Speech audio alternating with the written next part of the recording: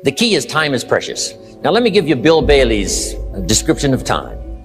Life is not just the passing of time. Life is a collection of experiences, their frequency and their intensity.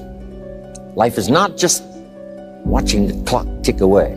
Life is a collection of experiences, their intensity, their frequency.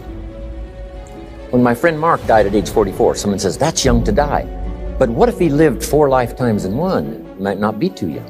Whatever the span of your life turns out to be, here's what you want to fill it up with: experiences and the intensity of those experiences. But now let's talk about the management of time. Here's one of the best ones. We covered earlier. When should you start building this hotel? Answer: as soon as you have it finished. Now jot this one down on time management. When should you start the day? As soon as you have it finished. Plan the day the best you can, leaving plenty of room for improvising and surprises and all the stuff that happens during the course of the day. But if you've planned a good, productive day, now you start that day, you can't believe how much more valuable your time will be. Don't start the day until you have it finished. Now here's the next one. Don't start the week until you've had it finished. Now to lay out a week is a pretty good challenge. Next, don't start the month until you have it finished. The places to go and the people to see and the productivity and the sales and the customers and the development and all the rest of what you want to accomplish during the course of 30 days. Don't start the month till it's finished. And then here's the big one. This is really challenging. Don't start the year until you have it finished. To the best of your ability. It can't be finished like minute by minute. But in terms of the sweep of what you want to accomplish, make sure that that's set and ready to go by the time January 1st rolls around.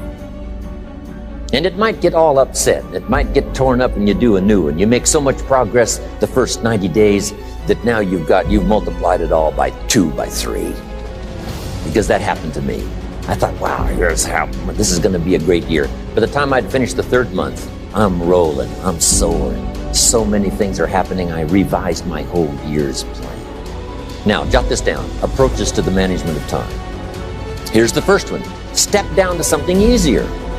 The guy's in sales and he says, oh, I want to own the company. Finally owns the company. Now he's got no time to play golf. He said, when I was in sales, I was making big money playing golf 3 days a week. Heck with this owning something. Heck with managing. My life was never my own after I started to manage. I'm going back to sales. See, this is the key. If you're getting too pressed, you might consider stepping down to something with a little easier time pressure. Little girl says to her mother, Daddy comes home, brings his briefcase and pats me on the head and says hello, disappears and works on his papers. How come my daddy doesn't play with me? And her mother said, look, your daddy loves you very much, but he's so busy at work, he can't get it all done, he has to bring it home. He loves you, but that's why he can't play with you. Jot this down now. If you don't have time for your kids, you might consider joining a slower group. Next key to time management, and that's work longer and harder. But see, there's a limit to that. I almost lost my health the first year. I went so crazy about personal development and achievement. I just went bonkers. You know, I told you I was skinny, but at the end of that first year, I was a walking shadow. And then it suddenly occurred to me, what if I got rich and too ill to spend it? I mean, that was a shocker. So I started, developing a little more reasonable, because I said, if 12 hours won't do it, I'll work 14. If that won't do it, I'll work 18. I mean, how many hours it takes. And sure enough, it cost me too much. So see, working longer and harder for some might be appropriate. If you're just sitting around not doing that much, this might be good, work longer and harder. But you can only work so hard. Here's the key, not to work harder, but smarter. When you've worked as hard as you can, doing the best you can in terms of physical output in the time, reasonable time. Now here's the ultimate in the management of time, and that is you simply become more skillful. When I first got into sales, I was around people that could get, 9 out of 10, 8 out of 10. And when I first started, I could only get 1 out of 10. But here's what I did. I worked around the clock, so that I would make up in numbers what I lacked in skill. That's good in sales. You got to jot that down. When you're new, you make up in numbers what you lack in skill. Now, when you become more skillful, the numbers can go down because now your persuasive ability and all of that is now so high that you don't need to put as many numbers out. But at first, if you want to compete or if you want to really get good, you've got to put in the numbers. But if you get more from yourself, develop more of yourself, now the time management becomes an easier task. Now here's the next thing. Either you run the project or it runs you. I've found out when you start something, at first you're in charge. All of a sudden, a year later, it's in charge. Some of the companies I started, I'm telling you, I'm in control. A couple of years later, I'm out of control. At first, I've got it on the run. 2 years later, it's got me on the run. Haven't got enough time. I'm dizzy with trying to get it all done. So here's part of the key, and that's to get in charge. Say, I'm going to take charge of my health. One of my albums is entitled, Take Charge of Your Life. Take charge of your time. Take charge of your resources, which we're going to talk about next. Take charge of your health. You're the one that's responsible for it. It's not a requirement of society that you not have a heart attack and take care of your family. That's not a requirement of society, but you must make it a requirement of yourself. Society doesn't require that you build a financial wall around your family nothing can get through. That's not a requirement of society. It's a requirement you impose on yourself to build a financial wall around your family nothing can get through. So impose on yourself this self-development of being in charge, taking charge of your life and your health and your future and your responsibilities and all of this. Next, reasonable time is enough time to achieve all of your goals. Just jot that down. Reasonable time is enough time. Here's why. It's not the hours you put in, it's what you put in the hours. If you start depositing greater ideas into the hours you've got later than now, I'm telling you, later you can't believe the productivity that will flow. The ideas you can't think of now, a year from now, they'll start to flow. And when you deposit those ideas in the hours you've got, productivity multiplies by 2, 3, 5, 2. Next, time management essential. We've already covered the first one, a written set of goals. And then do priorities on your goals. What's important this week? What's important this month? Here's the next one. Often review. Just go over your goals to make sure that your list is working for you. It's got you inspired. It's got you turned on. Somebody says, how come you're up so early? Say, if you were headed where I'm headed, you'd be up early too. Well, if you were going to meet who I'm going to meet, you'd be up early. If it was going to stack up for you like it's stacking up for me, you'd be getting up early. Here's some more time management essentials. Learn to study what we call majors and minors. You pick up the phone. Here's what you must say when you pick up the phone. Is this a major conversation or a minor conversation? If it's minor, a few pleasantries and you're done. If it's major, maybe you've got to make a few notes. So here's the next one. Important conversations, make an agenda before you make the call. Just jot down a little agenda. It's so easy now to just talk out of your head. Did you ever hear a conversation end like this? Let's see, there was something else. See, you don't look that swift. I can't think of it right now. I'll call you back. See, you look a little incompetent. Let's see, there was something. It escapes me right now. Really? So have you got this now? Make an agenda before you make a call if it's an important call. Now later that saves you all kinds of stuff. You call John in, the salesman, say, John, remember those 4 things we went over? He said, no, we didn't talk about that. And then you pull out your daytime or whatever, and there's the list you made when you made the call. He said, oh yes, seems like I do remember. Salespeople especially can talk you out of what's in your head. It's true. No, we didn't talk about that. And if you don't have a little proof, I'm telling you, it's gone. So make an agenda before you make a call. So what's major, what's minor? Now here's the key on this. Don't major in minor things. If you take up major time to do minor things, I'm telling you, you'll be behind the curve constantly. Here's what we learn in sales training. What's major time and what's minor time? Here's minor time, thinking about prospects. Here's minor time, making lists of prospects. Here's minor time, keeping books on prospects. Here's minor time, going to see the prospect. Here's minor time, evaluating the prospect after you've been there. That's all minor time. Here's major time, in the presence of the prospect. And if you're in sales and you took a look at a week, you'd say, my gosh, I'm spending 90% of my time on the minor stuff and so little time on the major stuff in the presence of.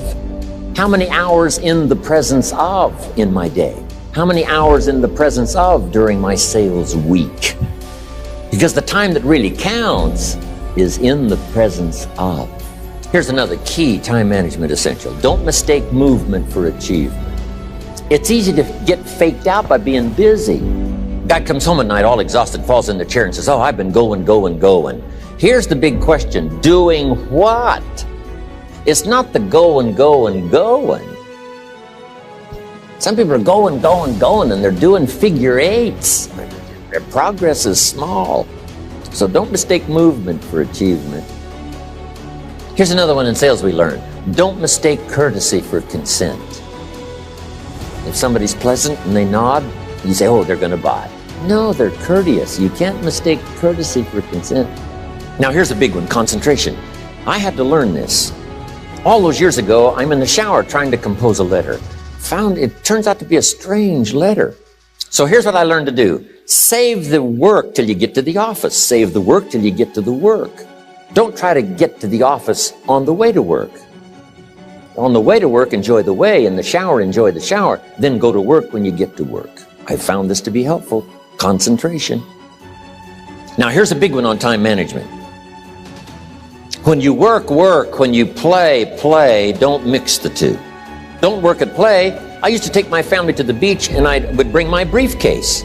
I learned not to do that. Or at the beach, I'm saying I should be at the office. Now my family's upset because I'm at the beach and I'm thinking office. Now when I'm at the office, I'm thinking what? I got to get my family to the beach. So things are not going too well at the office because I'm thinking beach, and things are not going too well at the beach because I'm thinking office. Here's what I learned to do. At the beach, be at the beach. At the office, be at the office. When you work. When you play. Don't mix the two. Don't work at play. Now here's one of the most important ones. Don't play at work. Work is too serious. You don't want the reputation of being the office joker. Yes, there's time for some pleasant stories. Yes, there's time for a little humor. Yes, best if it's a happy office, of course. But I'm telling you, you got to be serious about work because you're parting with a piece of your life for the work you do. Your work costs you a piece of your life. Here's what it's called. Serious business. Not grim, not unhappy, but serious. Here's another key phrase. All work is good. You may not like your job, but if it's the stepping stones to get you to where you want to go, you got to appreciate your job. You don't have to have a passion for your job. Here's the ultimate passion, a passion for incredible success in every department of my life. That's the passion. But don't look down on some menial job you have to do to finally get you to where you want to go. No job is menial. No job is every job is noble. Training life for pay, making a contribution to society. Here's another big one. Learn to say no. I'm telling you, in such a social society we have now, it's so easy to try to be a nice person saying yes to everything. Find yourself overloaded. Now you got to call and make well, gosh, all the time it takes to back out of something that you said yes to too quickly. Here's what might be better. I don't think so, but if that changes, I'll call you. Little things you can use not to overcommit yourself.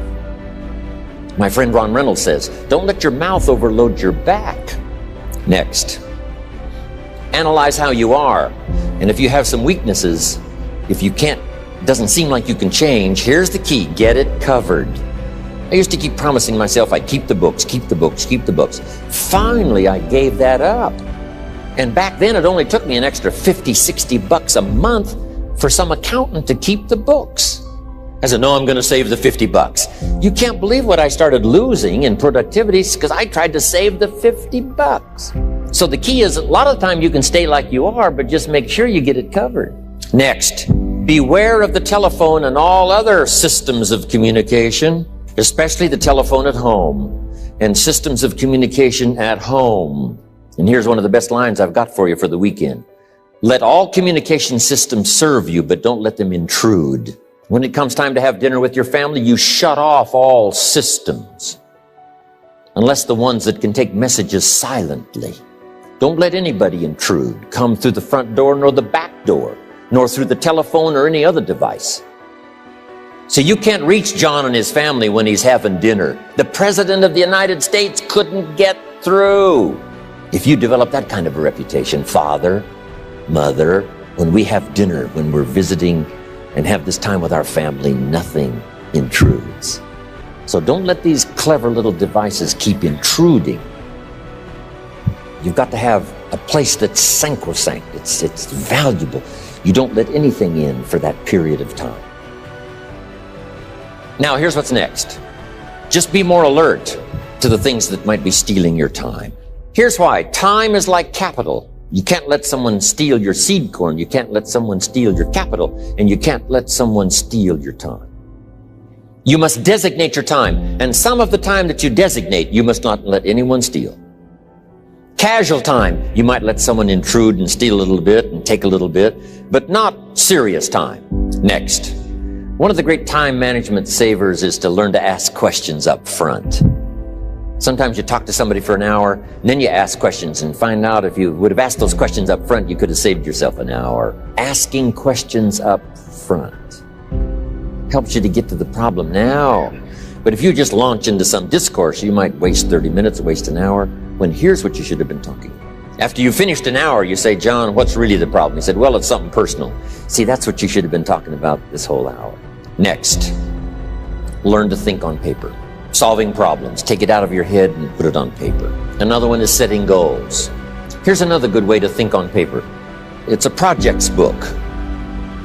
Each person you're working with and each project you're working on, get a loose leaf binder and a tab and some pieces of paper behind the tab and do a little continual summary of how it's going between you and that person and between you and that project. I call it a projects book. It is so useful to me. But what's going on between you and this person? When you last got together, what did you talk about? And you got a few notes there. Here's what we talked about the last time we got together. Now when you get together again, you can review that so you'll know better what to talk about. When the president gets ready to travel and he's going to meet some important people, guess what they bring him? All these briefing books. Right? The last time you were with Khrushchev, Kennedy is informed. Here's what he said and here's what you said. Kennedy said, oh, that's valuable. I need to remember that. If a person is important, it's worth a little running account. You might even have a projects book for your children. Here's what's happening between me and my child. We've talked about this, and we've talked about this, and we've talked about this. Next, a day timer. Keeping track of all of your appointments. You know, mine is all filled with, when to catch an airplane, and when to do a seminar, and when to sit down and have a conference, all the rest. Next is a game plan. If you've got a house and the, insurance is going to come due and some other things are going to come due, you just put it on a spreadsheet and make sure it's taken care of. Key phrase, take things out of your head and put them on paper. Now here's the last one, thinking on paper, and that's to keep a journal. One of the things I'm known for around the world, have been now for 39, 40 years, is keeping a journal. Now my journal is not it's not necessarily it's not like a diary. It might be part diary. I'm flying over Ireland and I write down a few little things that impress me. Today I met this person. Wow, what an extraordinary event. Today I conducted this seminar in Rome. 1,000 people stood up and sang for me. I've got a little bit of a diary in there. But here's what primarily your journal is for. Collecting good ideas. A journal is to collect good ideas on your health, good ideas for your business, good ideas for your future, good ideas for time management. Because I used to take notes on pieces of paper and torn off corners and backs of old envelopes and restaurant placemats. And I threw all this stuff in a drawer. It did not serve me well. I finally learned to get a bound copy, right? And just keep a journal. Right? If I was here, I had my journal, I'd be taking notes, right? These 2 days in my journal. Now, if you're caught without your journal, you just take the notes. When you get back home, you put those notes in your journal, throw the paper away. Because we don't usually go through paper to review. But see, my journals now make up a significant part of my own library. My journal's all reserved privately for my children and my grandchildren.